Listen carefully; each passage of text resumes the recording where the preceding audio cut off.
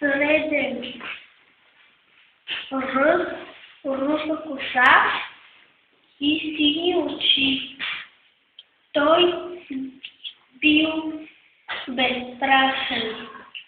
С всички сили се борил против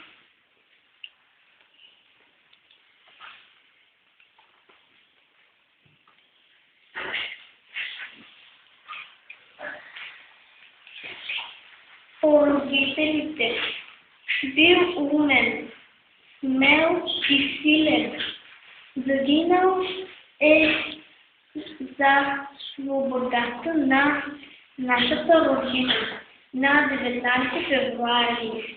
Ние почитаме паметта на този велик българин.